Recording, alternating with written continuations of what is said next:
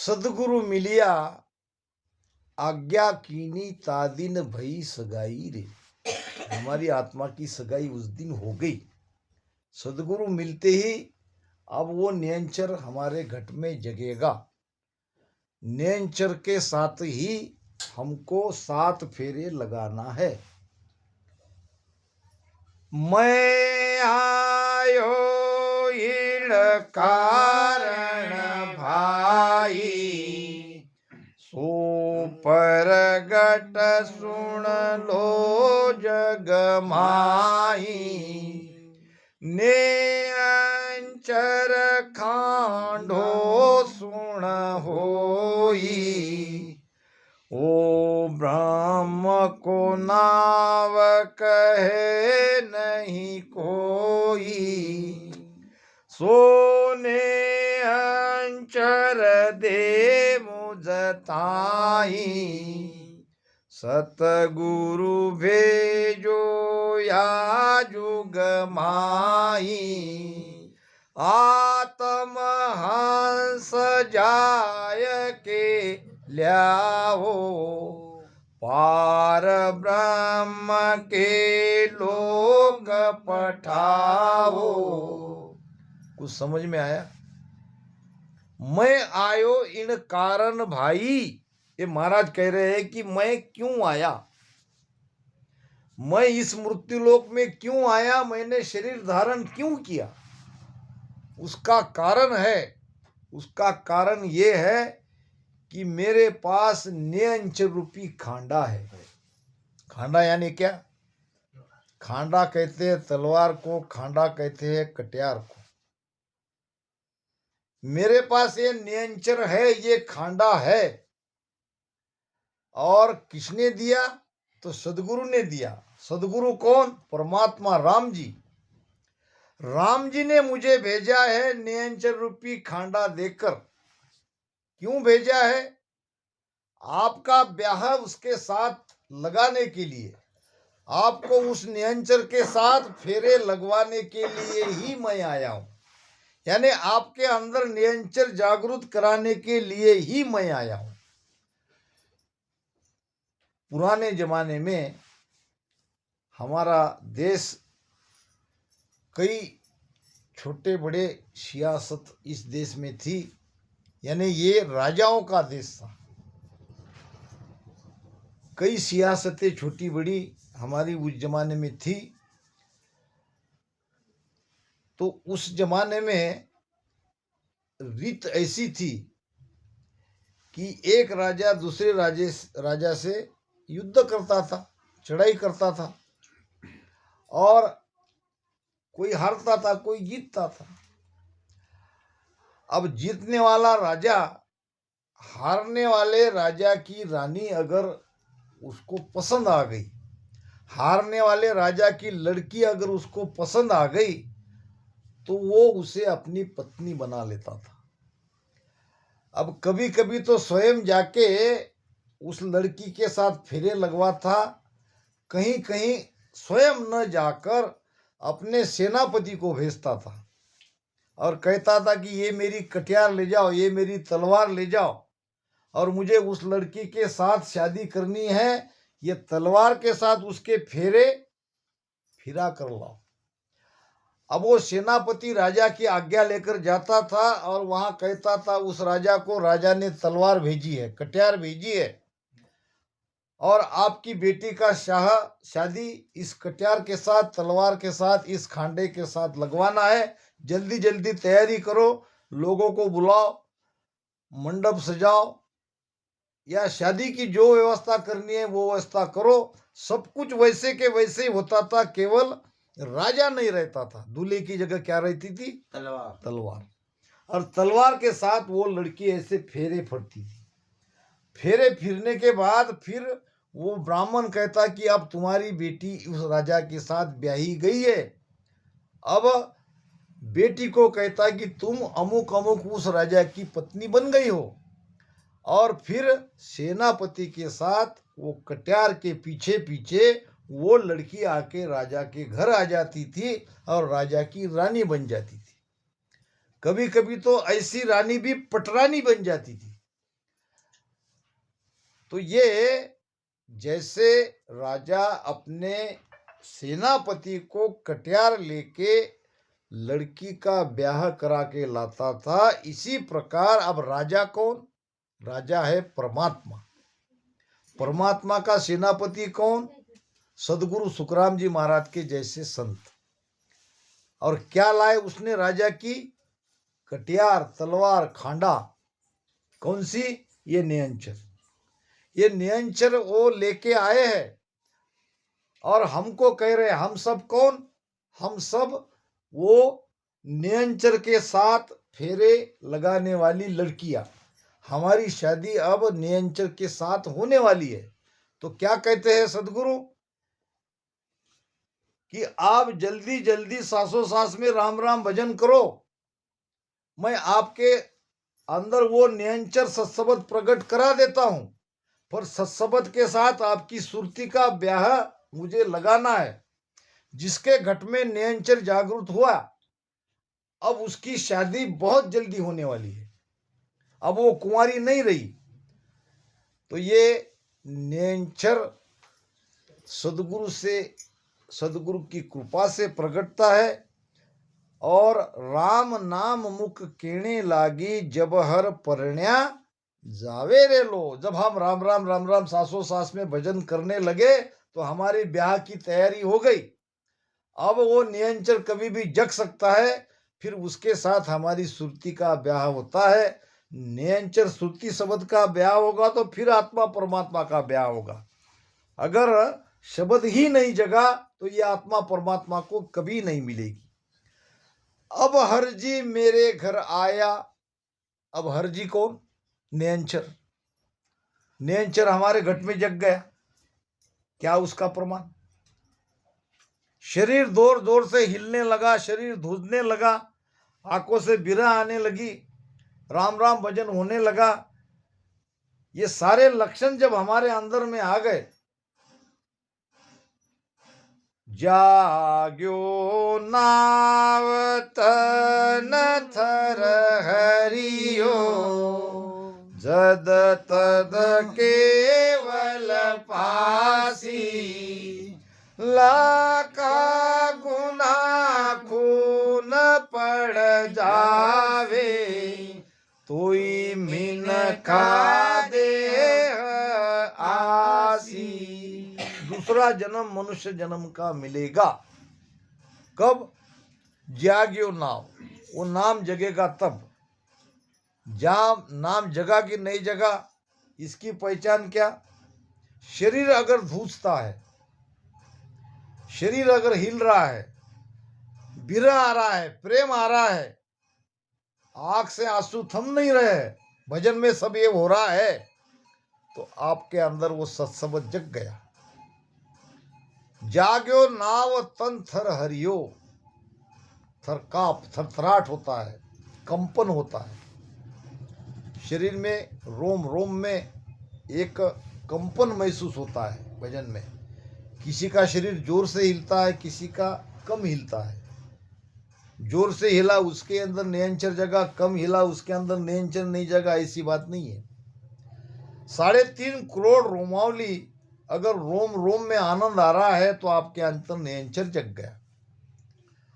जाग्यो नाव तन थर हरियो, जद तद। जद तद यानी ये जन्म में नहीं तो वो जन्म में, वो जन्म में नहीं तो वो जन्म में, वो जन्म में नहीं तो उसके अगले जन्म में हम उस देश में चले जाएंगे। लाखा गुना खून पड़ जाए। अब आप कितने दोषी हो, कितने पापी हो, आपने अच्छे कर्म किए कि बुरे कर्म किए, क्या क्या किए, कितनी हत्याएं करी, कितना लोगों को मारा, ये भी नहीं देखा जाएगा। आपके पुराने कर्म को नहीं देखा जाएगा, आपके भाव को देखा जाएगा। आप अगर सदगुरु से पूरी तरह शरण में आ गए हो, आपकी शरणागति पक्की है, आपने ये राम नाम पे विश्वास कर लिया है, विश्वास के साथ भजन कर रहे हो कि आपके पुराने कर्म नहीं देखा जाएगा। कोई कहते हैं कि भाई आगे भी उसने नियंचर जगने के बाद कितने भी बुरे कर्म क्यों नहीं किए तो भी आनंद लोक में जाएगा, ऐसा नहीं है। जिसके अंदर नियंचर जगह उसके कर्म ही नहीं होंगे। और वो पाप नहीं करेगा, वो बुरे कर्म नहीं करेगा। भक्ति करने वाला कभी बुरा कर्म नहीं करता है। ये पहले वाले कर्म को नहीं देखा जाता है, भाव को देखा जाता है। आप निजमन अगर देते हो तो ये शब्द आपके घट में प्रकट हो जाएगा। तो महाराज कहते हैं जागियो नाव तन थर हरियो जद तद केवल पासी, लाखा गुना खून पड़ जावे। कौन से? पहले वाले। खून नाम दोष, कितने भी हम दोषी क्यों न हो, लाखों दोष हमारे सिर पर क्यों न रहे, ये भजन के प्रताप से आप सदगुरु के हो गए, सदगुरु की कृपा आप पर हो गई तो वो नियंचर जग गया। करत शब्द, करत कर्म शब्द। काटे। तो महाराज कहते हैं अब हर जी मेरे घर आया, यानी नियंचर हमारे घट में जग गया। अब ये परमात्मा का शब्द है। ने अंचर खांडो सुन होई, वो ब्रह्म को नाम, नियंचर ही ब्रह्म का नाम है। और ये भेद कहीं नहीं है। ये तीन लोक की भक्ति में नियंचर का भेद नहीं है। ये तो केवली संतों के पास है, और वो भी बिरले संतों के पास ये भेद है। और ये नाम अगर जग गया तो अब महाराज कहते हैं अब हर जी मेरे घर आया और बाप जी मोहे पठावे रे।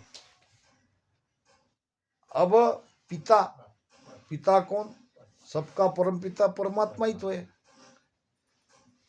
जात हमारी ब्रह्म है, मात पिता है राम। अब राम जी तो सबके पिता है, वही माता है वही पिता है। अब ये पिता अपनी बेटी को कह रहे हैं कि भाई अब तुम्हारा पति आ गया है, अब तुम जाओ अपने पति के साथ और सुख में रहो, सुख से रहो। ब्रेह प्रेम हिया भर उबके। अब क्या होता है? भजन में बिरह आता है। हृदय में क्या कहता है? उसको छलकता है। आनंद लोक तोरे बंदा वे हंस जासी, आनंद लोक तोरे बंदा वे हंस जासी, सतगुरा जी राजस गावे बे, सतगुरा जी राजस गावे बे, मिलिया हर कभी छड़िया उदासी, मिलिया हर कभी छड़िया उदासी, हियो छिल छिल आवे, हियो छिल छिल आवे। हृदय से ये प्रेम छलकता है। उसका प्रमाण आंखों से अश्रु की धारा बहती है, बिरह आता है, प्रेम उमड़ता है।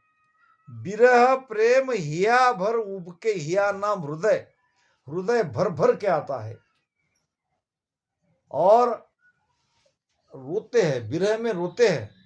भजन करने वाले प्राय रोते हैं। ये दुख से नहीं रो रहे हैं। लोगों को दिखेगा इनको क्या हुआ, ये तो रो रहे हैं सब। ये दुख के आंसू नहीं है, ये आनंद के आंसू है। रोने वाली है माया। माया क्यों रोती है? कि आज तक ये हंस मेरे साथ था, अब इसके अंदर शब्द जगा है, अब ये मुझे छोड़ के जा रहा है, इसलिए माया रोती है। हम नहीं रो रहे, हम तो आनंद में जा रहे हैं। तो आनंद लोक में वही जाएगा जिसके हृदय से ये प्रेम छलकेगा। मिलिया हरक, दोनों तरफ से, दोनों तरफ से महाराज ने समझाया है। साधु आवत हर्षिया जावत दियान रोय, कहे कबीरता दास का भला कैसे होय। ये तो स्वाभाविक गुण चाहिए हमारे अंदर। साधु आवत हर्षिया, संत घर में आते ही हर्ष निज मन से आत्मा खुश होनी चाहिए, मन नहीं, अंदर से आत्मा, रोम रोम हमारा आनंद से भर जाना चाहिए कि आज मेरे गुरुदेव आए हैं, आज हमारे रामसनी आए हैं, आज हमारे संत आए हैं। नहीं तो होता क्या है, पति पत्नी अगर रामसनी है तो बहुत अच्छा है, अकेली पत्नी जोड़े में रामसनी है तो भी मामला ठीक है, मगर जब अकेला पति रामसनी है और उसकी पत्नी रामसनी नहीं है तो वहां बहुत तकलीफ होती है, क्योंकि घर गृहस्थी का सारी व्यवस्था संभालने वाली कौन है? पत्नी है। ऐसे ही कोई एक भगत था, वो तो भक्ति करता था मगर उसकी पत्नी भक्ति नहीं करती थी। अच्छा, भक्ति नहीं करे तो नहीं करे, जो भगत लोग आते थे उनके ऊपर उसको बहुत गुस्सा आता था, ये आ जाते हैं मुझे तकलीफ देते हैं, सब मुझे ही करना पड़ता है, उनको चाय दो, पानी दो, उनको खाना खिलाओ, इनको क्या है, सारी तकलीफ तो मुझे होती है। तो ऐसे ही गुरु महाराज अपने 2-4-5 शिष्य को लेके आते थे। अब पत्नी को तो बेचारी को करना ही पड़ता था, अंदर से तो कोई भाव नहीं रहता, मगर पति की इज्जत की खातिर वो करती थी। अब ऐसी जगह संतों को भी बहुत कम आना चाहिए, जहां ऐसी व्यवस्था है, नहीं आना चाहिए, कम आना चाहिए, नहीं तो उसको कहीं बुला लेना चाहिए। मगर वो उनके गुरु महाराज भी क्या करे, कोई और दूसरे भगत नहीं होंगे, या वो गांव रास्ते पे लगता होगा, महीनों में 2 महीनों में 15 दिन में आ ही जाते थे अपने 2-2 4-4 5-5 शिष्य लेके, भाई बेचारी परेशान। अब एक दिन ऐसे आ गए, पति गया था जंगल में लकड़ी लेने के लिए, आए, अब आए तो देखा भाई जी भगत कहाँ है।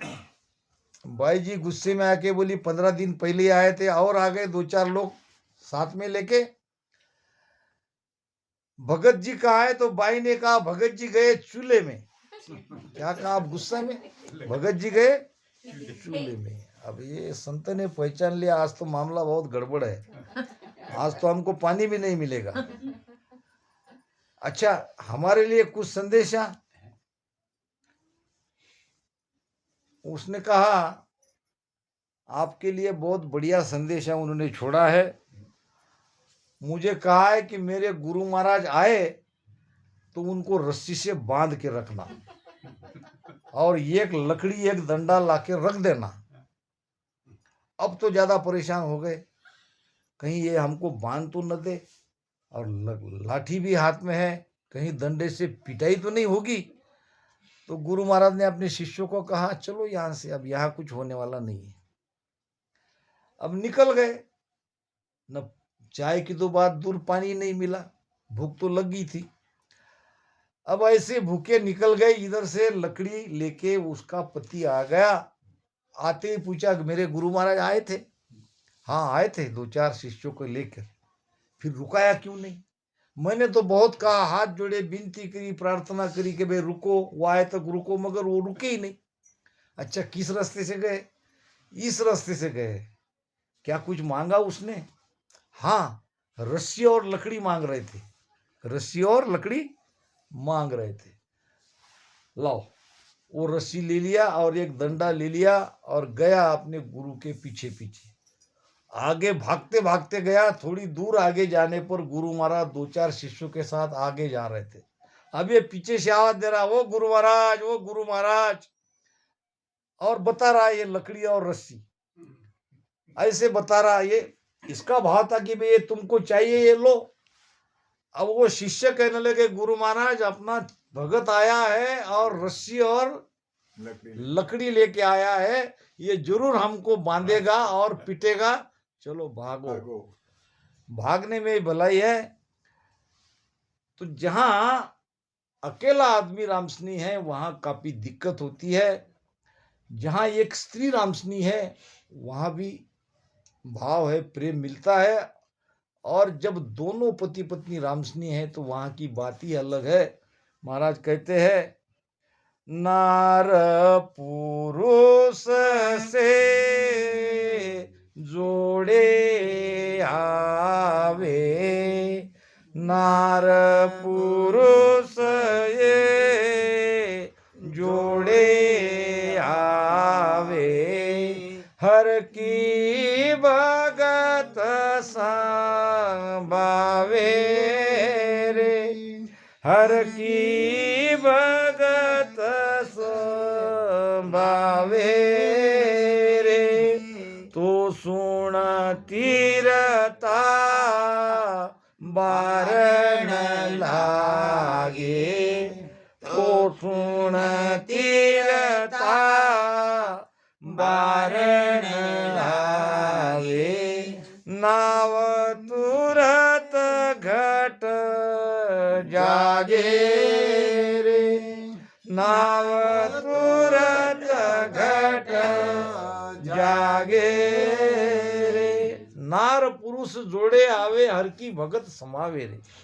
दोनों पति पत्नी अगर रामसनी है या किसी भक्ति में है तो उनकी संगत घर के घर में रहते हुए चलती ही रहती है, भजन होता ही है। एक भजन को बैठ गया तो दूसरा उसको देख के बैठ ही जाता है, तो ये एक लाभ है। तो महाराज कहते हैं, ब्रेह प्रेम या भर उपके सैया मिल मिल जावे रे, यानी पति का दर्शन होता है। जब विरह आता है, जब प्रेम आता है तो भजन में मन लगता है। तो ये पति का दर्शन घट के भीतर में होने लगता है। अब पीव हमारी सेजा रमिया, सेज किसको कहते हैं? ये बिछाना, ये गद्दा डाला है, बेड लगाया है। अब पति पत्नी, लड़की का ब्याह होगा, लड़की अपने पति के साथ चली गई, अब वो दोनों में प्रेम होने लगा।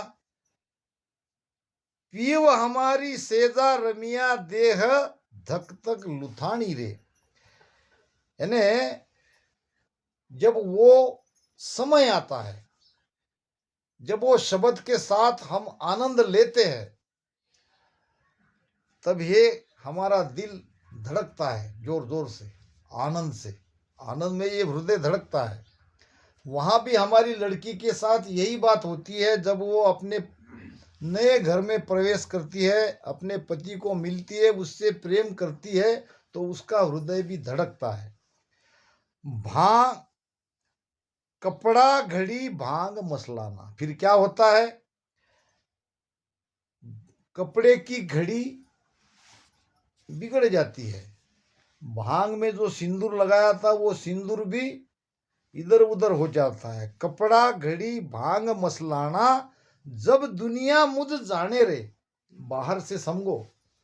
जब ऐसी स्थिति होती है, लड़की के कपड़े अस्त व्यस्त हो गए, भाग इधर उधर हो गया, तो सुबह जब सास देखती है या और घर के परिवार वाले देखते हैं, तो वो बहू को देख के खुश हो जाते हैं कि आज बेटा बहू दोनों मिल गए, दोनों में प्रेम हुआ। ये तो बाहर का हो गया। अब यहाँ भी भांग हमारी मिटनी चाहिए, यहाँ भी घड़ी हमारी बिगड़नी चाहिए। ये भांग क्या है, ये घड़ी क्या है? हमारा आचरण शुद्ध होना चाहिए, हमारा आहार विहार बदलना चाहिए। भजन शब्द के साथ हमारी यात्रा हो रही है, ये लोगों को हमारे स्वभाव से दिखना चाहिए कि ये भजन कर रहा है, इसके अंदर शब्द जगह है, इसमें काफी परिवर्तन आ गया है, पहले ऐसा नहीं था।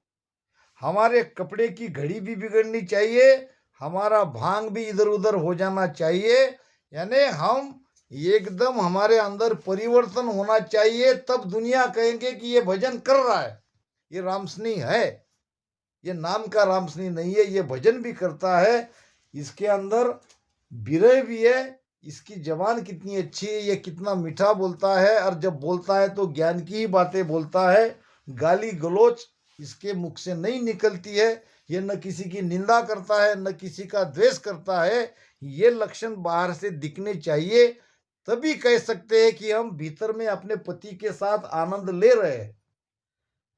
जिसके अंदर आनंद है उसको सारी दुनिया आनंद ही आनंद दिखता है। जिसके मन में खोट है उसको बाहर भी खोट नजर आती है। पोटात काय म्हणतो आपण, पोटात ते अंदर जो है वही तो उसकी क्रिया बाहर दिखेगी। तो इस प्रकार दुनिया हमको देख के पहचाननी चाहिए कि ये भक्ति कर रहा है, ये भजन कर रहा है। गर्भ बंदियो ओदर बदियो। अब क्या होता है, जब हमारी बेटी दामाद दोनों इकट्ठे एक घर में रहते हैं तो फिर कुछ सालों बाद, कुछ महीनों बाद बेटी को गर्भ ठहर जाता है। अब गर्भ ठहरने के बाद सबसे ज्यादा खुशी किसको होती है? बेटी की माँ को। सबसे ज्यादा अगर किसी को खुशी होती है तो बेटी की माँ को होती है कि अब मेरी बेटी, उसके बच्चे होंगे, वो अपने घर परिवार में लगेगी, अब ज्यादा उसका मन अपने घर में लगेगा, अब उसकी कोई चिंता नहीं है। और जिसकी बेटी के अंदर में गर्भ नहीं ठहरता है तो क्या पता वो दूल्हा वापस लड़की को यहाँ भेज दे और दूसरी लड़की से शादी कर ले, तो माँ ज्यादा चिंतित रहती है। तो जिस बेटी के पेट में गर्भ ठहर गया, अब तो बहुत खुशी की बात है, दोनों परिवार वाले खुश होते हैं। गर्भ बंदियो वोदर बलियो। वोदर नाम पेट, पेट बड़ा होता है। बाहर को भी समझना है तो आपको भीतर में भी समझना है, इसको भीतर में समझना जरूरी है, बाहर तो सब समझते हैं। गर्भ बंदियो ओदर बदियो अब मुझ नाजन भावे। नाज नाम अनाज। जब बेटी को गर्भ ठहरता है तो भोजन से इच्छा उसकी समाप्त हो जाती है, भोजन बहुत कम होता है, अनाज भूख से उसका मन उड़ जाता है। अब यहाँ क्या, अब ये तो बाहर का, यहां भी ऐसे ही होना चाहिए। आपका गर्भ अगर अंदर में बढ़ गया, आप नियंत्रण के साथ आपकी सुरती लगी है, आज सत्सबद के साथ ही भजन कर रहे हो, तो आपके अंदर भी ये लक्षण दिखने चाहिए। जैसे लड़की का पेट बड़ा हुआ दिखता है और वो अन्न यानी भोजन ज्यादा नहीं करती है, उल्टियां होने लगती है, तो यहाँ भी ये सारी चीजें होने लगती है। यहाँ क्या होता है, यहाँ भी महाराज कहते हैं, भूख प्यास तन में नहीं रे, यूं दर से है मोह। भूख प्यास तन में नहीं रे, यूं दर से है मोह। सासादी से जावता रे, कड़वो मीठो खाय, जा दिन ते कीर पाहुई रे, नितर भूला जाय, जा दिन ते कीर पाहुई रे, नितर भूला जा। अंतर में क्या खुली रे, सतगुरु मिलिया, त्या दिन ते कीर पाहुई रे, नितर भूला जा। दरिया बिरही साध का तन पीला मनसून, रेण न आवे नींदड़ी दिवस न लाके भूख। न तो रात में नींद आती है, न दिन में उसे भूख लगती है। एक सरिसा भजन ही भजन, भजन ही भजन, रात दिन सुरती वहां से हटती नहीं है। यही लक्षण है। ये अगर हो रहा है तो हम बराबर शब्द के साथ है। जैसे वहां हो रहा है वैसे ध्यान में यहां हो रहा है। अब मुझ नाजन भावे रे, यहां भी भूख प्यास सारी मिट जाती है। कहीं भी कोई रुचि नहीं है, कहीं भी मन लगता नहीं है। निरंतर भजन भजन भजन, सत्संग भजन, और कुछ भाता नहीं। बांझ लुगाया आगे गर्भ बंदियो उदर बदियो, अब मुझ नाजन भावे रे, बांझ लुगाया हंस हंस जावे। बांझ यानी जिसको बच्चा नहीं होता है उसको बांझ कहते हैं। अब ये बांझ स्त्रियां ये लड़की का बड़ा हुआ पेट देखकर हंसती है, क्योंकि उनको पता ही नहीं है क्या होता है, क्यों होता है। बांझ लुगाया हंस हंस जावे, और ब्यावर वीद बतावे रे। अब जो ब्याही हुई है यानी जिसका बच्चा हुआ है, ये औरतें वो बेटी को हिदायत देती है, कैसे रहना है, क्या करना है, क्या नहीं करना है, ये उसको समझाती है। बेटी तुम्हारा इतना महीना लग गया, अब ऐसे रहो, अब ये करो, ये मत करो। और जो बांझ है वो हंसते हैं। अब बाहर में बांझ कौन, यहाँ भी बांझ खोजो, बांझ कौन है? जो भक्ति नहीं करते हैं वो बांझ, जो भक्ति करते नहीं है वो बांझ है। ये क्या हो रहा है, ये तुम रो रहे हो भजन में, ये क्या हो रहा है? वो हंसते हैं। वो हमको देख के उनको आश्चर्य लगता है कि ये क्या हो रहा है। मगर जिसके अंदर निरंतर जगा हुआ है वो है बच्चे वाली बाई। वो कहते हैं कि भाई ये बराबर हो रहा है, अब तुम ऐसे बैठो, ऐसे भजन करो, ये जो हो रहा है ये बराबर हो रहा है, ठीक हो रहा है। यानी यहाँ भी बांझ और यहाँ भी बच्चे वाली औरतें हमको मिलती है। यहाँ हमको रामसनी लोग भी मिलते हैं, जिसके अंदर निरंतर जगह है, जिसकी ऐसी स्थिति हो चुकी है, जिसका बच्चा पैदा हो चुका है, वो बराबर हमको प्रेम देते हैं। और यहाँ भी रामसनी रह के जिसके अंदर निरंतर नहीं जगह है, वो तो अभी बांझी है ना, आगे होगा बच्चा, वो बात अलग है। उसको थोड़ा आश्चर्य लगता है। गिगन मंडल में जापो हुआ, अब यहाँ पे ध्वनि सुनाई देगी ब्रह्मांड में अखंड सत्सबद की। गिगन मंडल में जापो वो अनहद थाल बजावे रे। अब बच्चा कहाँ पैदा होता है? यहाँ गिगन मंडल में। शब्द की निरंतर धन आपको सुनाई पड़ती है। आप भजन किए क्या, भजन नहीं किए क्या, अब आपको सुरती लगाने की आवश्यकता नहीं है, आपकी सुरती लगी हुई है। इसको कहते हैं बच्चा पैदा होना। बच्चा पैदा होता है तो हम पहले थाल बजाते हैं, पहले ज़माने में बजाते थे, मंदिर में जाके थाल बजाते थे, नगाड़ा बजाते थे, फिर लोग समझ जाते थे कि किसी के यहाँ बच्चा हुआ है। यहाँ अगर बच्चा हुआ है तो यहाँ अनहद की थाल आपको सुनाई पड़ती है, ये अनहद की ध्वनि सुनाई पड़ती है के सुखराम बधाई अनबे। अब जब आपको अनुभव होने लगेगा तो ये आपको बधाई मिल रही है।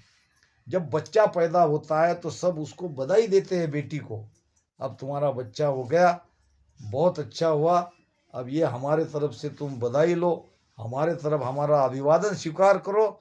इसी प्रकार अनुभव अगर हमारे मुख से निकल रहा है तो ये बधाई है। और त्रिकुटी ध्यान लगा यारे लो, यहाँ त्रिकुटी में ध्यान अखंड लग जाता है। यहाँ